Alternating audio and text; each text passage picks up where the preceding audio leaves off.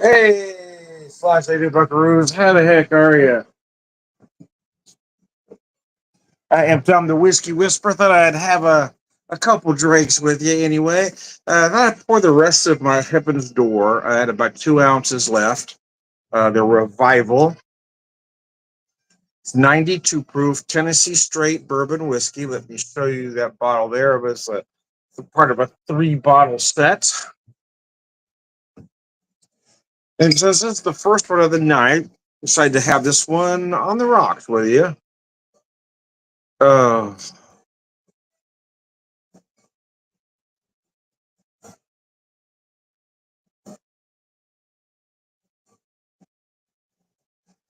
oh, yeah.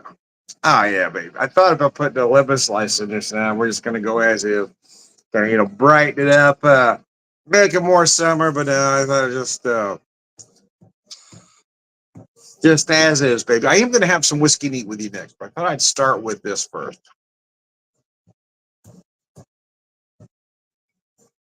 Wasn't necessarily a tough day. I just had a couple pockets. I got really busy all at once, and for some reason my body's just really sore tonight.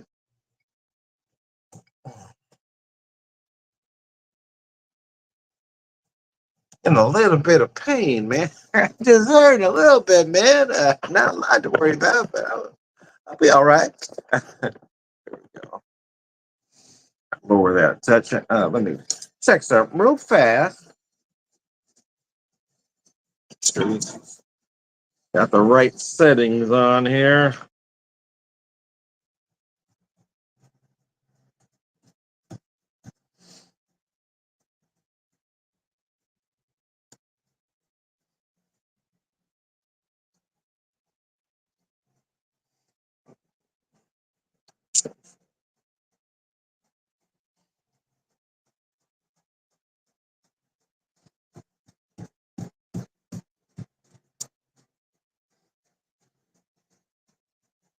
There we go.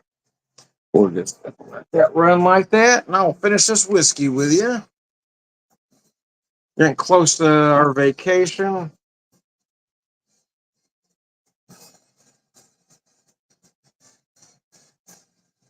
Last year, I headed up to our big vacation for our 30th anniversary. I quit buying stuff for a period of time, just working through the stuff we had. And when it came the month that we were supposed to leave, I opened my last unopened bottle. At that time, it was the Union Horse Revivalist American single malt whiskey. But this year, well, first we're taking a vacation a month earlier than last year, and with the help of my birthday, because I've never really had a birthday party before. I didn't. We told folks no presents. Presents weren't needed, but folks got us stuff anyway.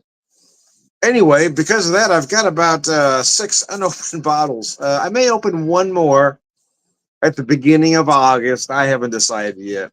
As I'm working through I'm getting near the end of the open bottle, so I may open up one more. But I have bought some stuff. I had a couple gift cards, like 3 gift cards, one for each liquor store in town. One for a new Total Wine, I had one for a Brown Derby International Wine Center, and one for Macadoodles. Unfortunately, before I could use it, the one Macadoodles that's closest to me, I had closed down. But I did have a friend who has something to do with the other Macadoodles in town, and they were getting ready to go through a sale, and I guess, but he was able to get me a good deal on a bottle of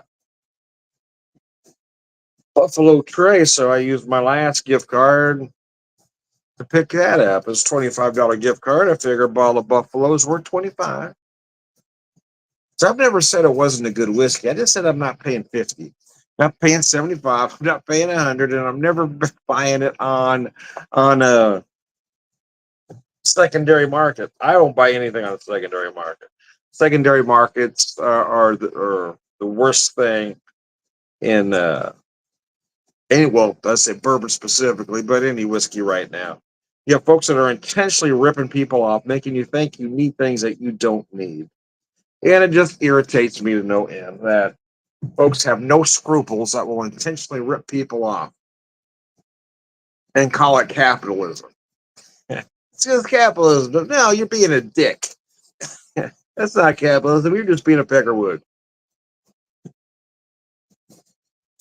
I had somebody say it when I having this discussion with him. He said, "Well, there's some things you're never going to try." Then, okay, yeah, because I bet you I named after this person at least a half a dozen whiskeys uh, that they had never tried, right?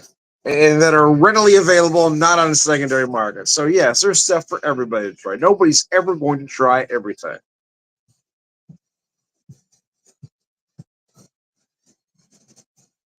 The secondary markets are horrible.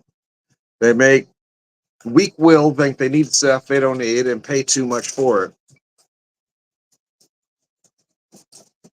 If you're one of those folks that want and need a collection, I mean, there's so many great whiskeys out there, man. You don't need to buy anything on the secondary market. There is so much readily available. And I guarantee no matter where you live, there's some great small distilleries.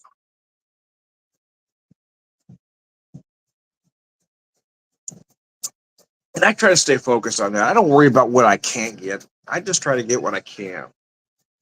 And I'm never going to be that collector guy that's got 100 bottles because I buy so much and I quit buying, and then I make sure they get drank. And I've kind of been doing that little ebb and flow all year long. What we got well, when we got back from vacation at the end of September last year, I bought quite a bit. I bought a total of 17 bottles, I think. But four of them weren't bourbon; they were just other stuff to have for different reasons. And two of them were 375, so that counts as one bottle. Anyways, I've got one bottle left from vacation that I haven't opened yet. It didn't remain unopened on purpose, to be honest with you. It's just stuff that kind of opened up for one reason or another. Um, but I was looking through my stuff and said, "Oh shit, it's this one."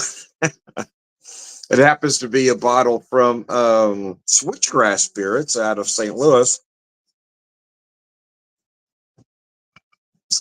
And some of their stuff is available here. In fact, more is available here now than it was then. But I still can't find this one anywhere else. And it's a cask American single malt. So I am kind of looking forward to trying it out because I've had that one for almost a year now. It's the last unopened from vacation.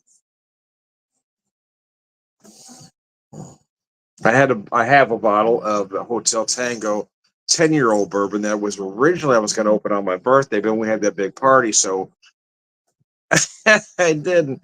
But I did open it on Father's Day. It's a really good bourbon.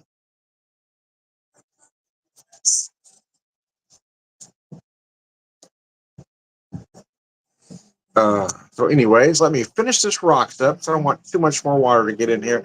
I've got some whiskey neat I'm going to have with it, and this is kind of an interesting pour from some whiskeys a friend had given me.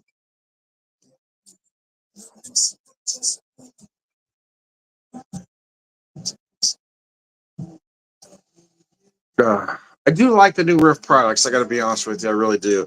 That 3 bottle set, 200 ml bottles was only $14.99. You really can't beat that. So anyway, I'm going to finish this up, and I'm going to grab that whiskey neat that I promised you.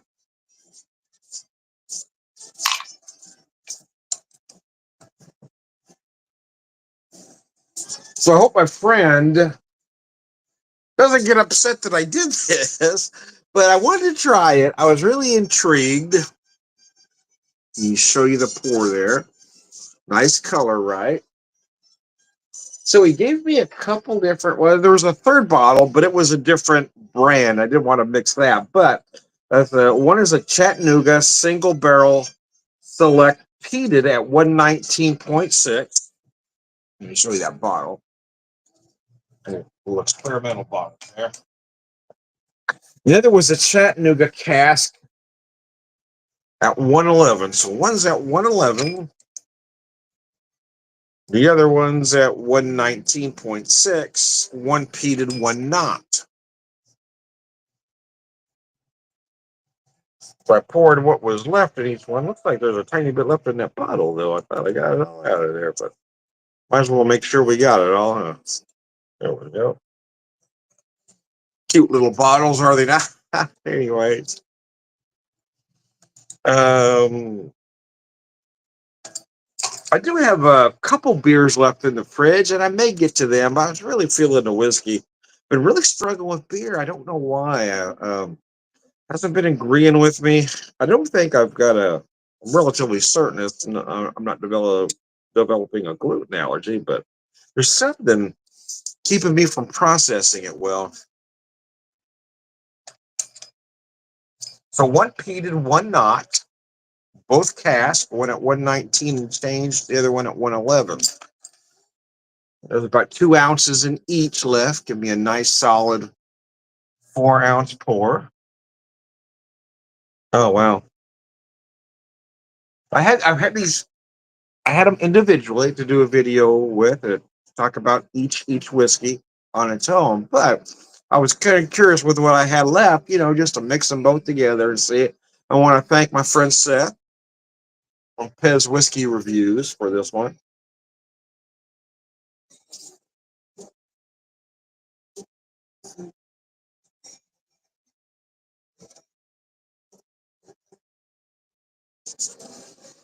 Oh, good gravy, Mabel. That's almost said an expletive there. That's really tasty, man.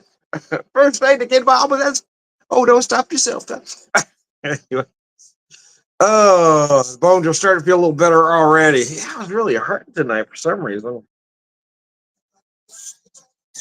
It's been hotter than hell because we've had so much rain, so much moisture. It's just, man, it's like a freaking sauna out there, man. Brutal. It's brutal, man. Uh,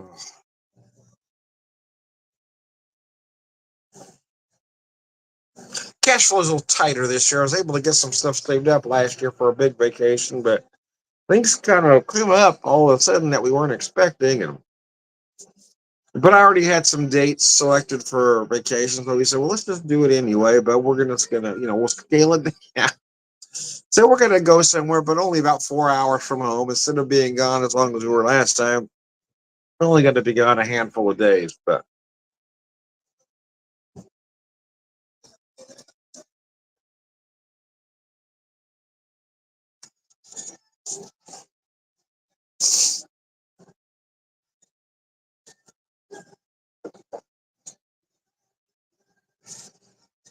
oh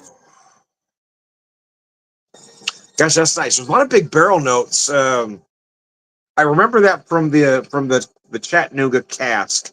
That's not peated. I remember those big barrel notes, and then I'm getting those peat notes, but so mixing them both together really kind of mellows it out, man, in a nice way.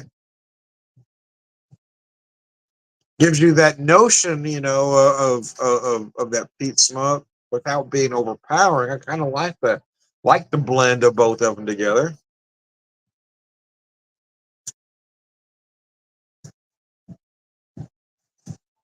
Oh,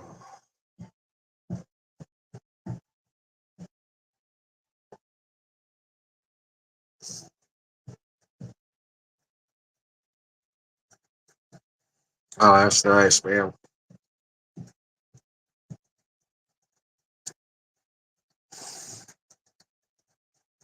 I did a video for each of these whiskeys quite a while back, not long after my birthday, but I kind of forgot about them as I was opening other stuff. And I mean, they weren't hid; they were right there in plain sight, just sitting there. I just kind of overlooked them, I guess. I said, "Well, I better just drink these. They've been there a minute. Let's go through it." This is a very good blend. Again, I hope my friend Seth from Pez Whiskey Reviews doesn't get upset that I did this, but I was kind of curious.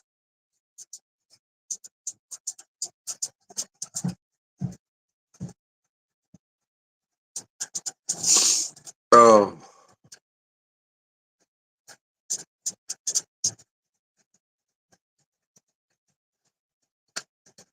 got the heck out of my thumb today.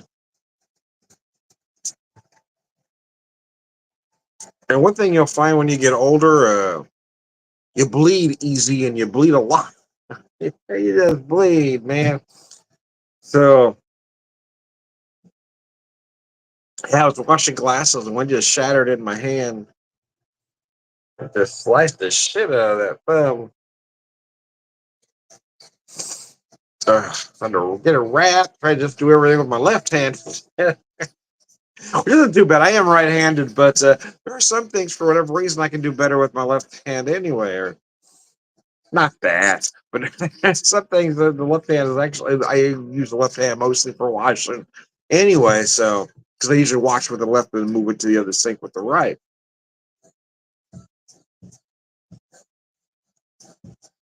So since I was trying to keep that dry, I just would wash with the left. Try to keep the right hand out of the water. Oh man.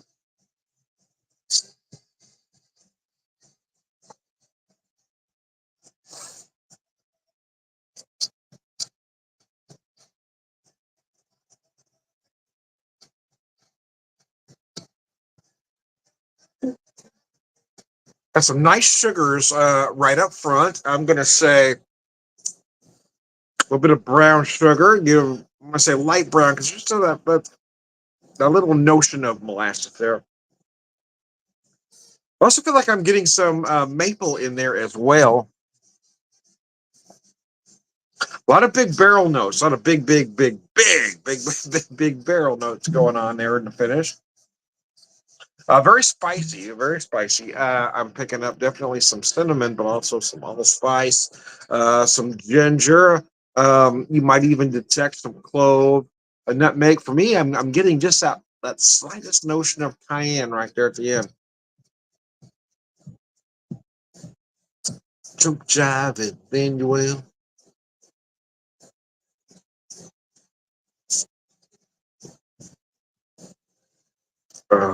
Yeah, ain't bad at all.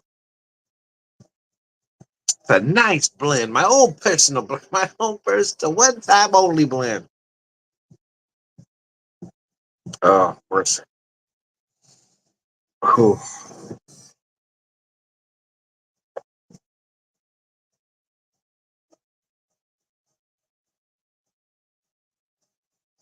Oh.